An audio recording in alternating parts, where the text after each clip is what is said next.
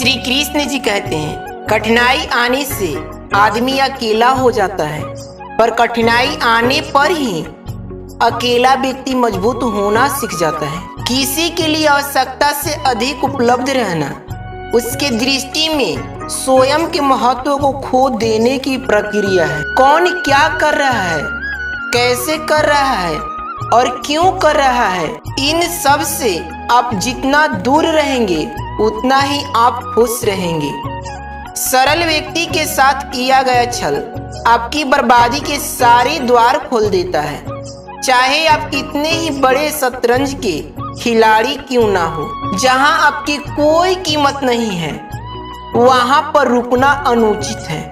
चाहे वो किसी का घर हो या किसी का दिल, जीवन में किसी का हृदय इतना नहीं दुखाना चाहिए कि वह ईश्वर के सामने तुम्हारा नाम लेकर रो पड़े।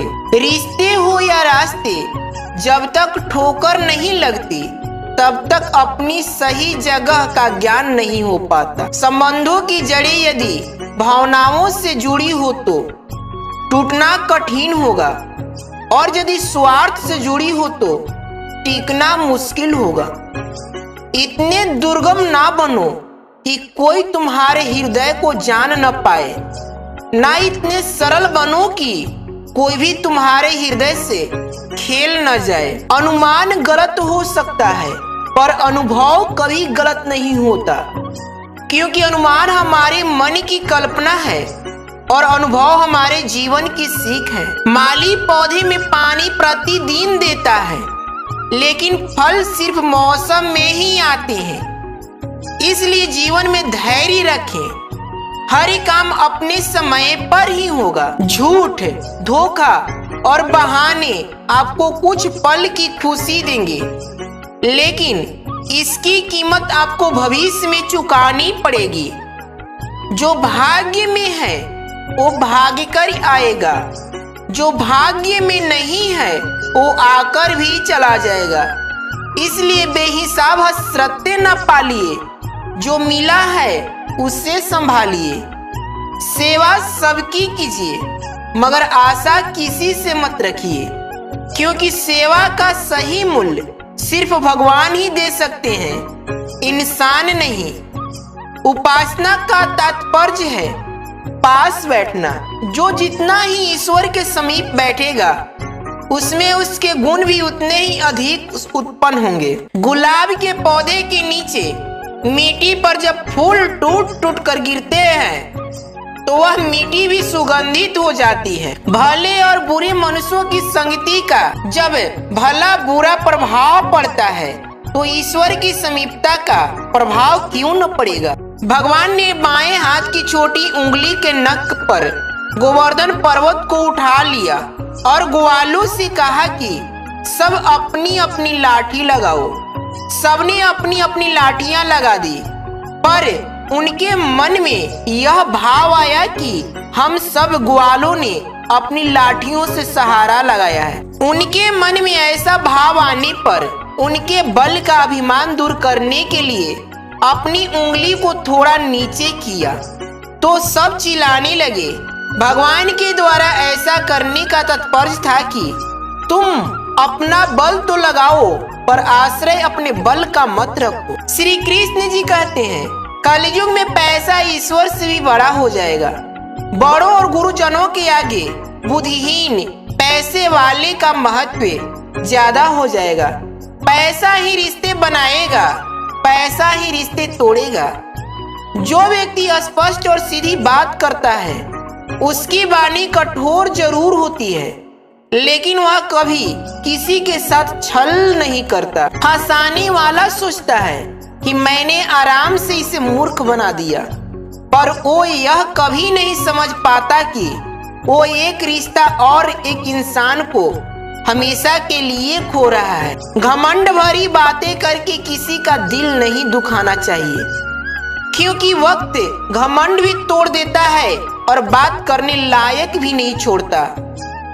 गीता में लिखा है, तुम इस संसार में किसे खोने से डर रहे हो, जबकि इस संसार में तुम्हारा कुछ है ही नहीं। जो लोग किसी सच्चे व्यक्ति का दिल तोड़कर किसी तीसरे के पास खुशी ढूंढने जाते हैं वो अक्सर धोखा खाते हैं। कष्ट और विपत्ति मनुष्य को शिक्षा देने वाले श्रेष्ठ गुण हैं।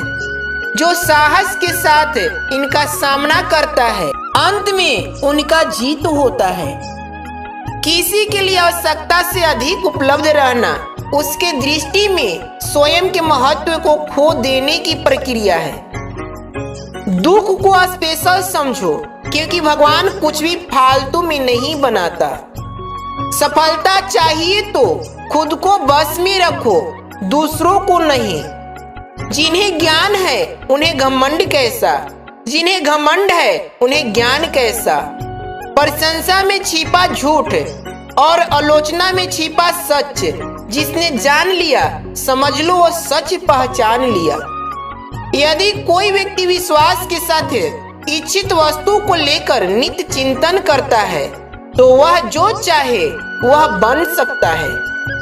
गीता में कहा गया है जो इंसान किसी की कमी को पूरा करता है वो सही अर्थों में महान होता है। जो मन को नियंत्रित नहीं करते उनके लिए वह शत्रु के समान ही कार्य करता है। सैकड़ों कटे हुए पेड़ एक जड़ वाले पेड़ का मुकाबला नहीं कर सकते, इसलिए अपनी जड़ों से जुड़े रहिए। हे अर्जुन, जो कोई भी जिस किसी भी देवता की पूजा विश्वास के साथ करने की इच्छा रखता है मैं उसका विश्वास उसी देवता में दृढ़ कर देता हूँ। धीरज रखो क्योंकि हर नया परिवर्तन आसान होने से पहले मुश्किल हुआ करता है। किसी को कष्ट देकर अगर तुम्हें भी कष्ट होता है तो समझ लेना तुम्हारी आत्मा में परमात्मा विराजमान है। भगवान श्री कृष्ण ने एक बार कहा था कि अच्छे इंसान के साथ बुरा भी उसके अच्छे के लिए होता है। जो तूने आज किया है वही कल तेरे साथ भी होगा।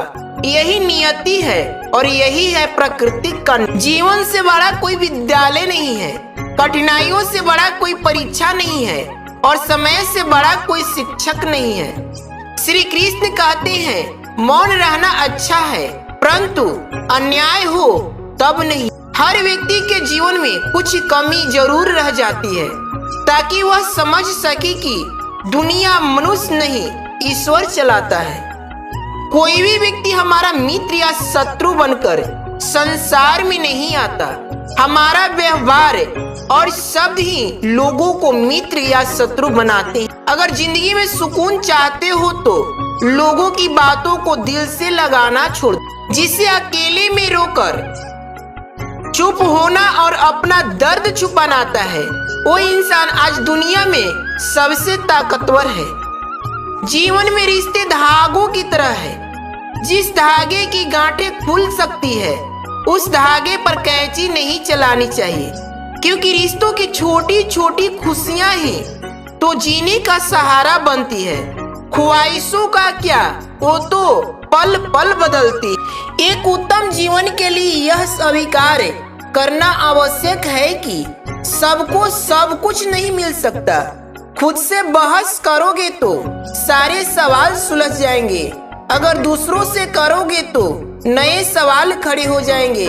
जब मनुष्य अपनी गलती का वकील और दूसरों की गलतियों का जज बन जाता है तो जीवन में फैसले नहीं फासले हो जाते हैं। दूसरों को अपमानित करने वाला स्वयं को ही अपमानित करता है क्योंकि आत्मा सभी में एक ही होती है और आत्मा परमात्मा का अंश है। किसी को अपमान करने वाला यह अपेक्षा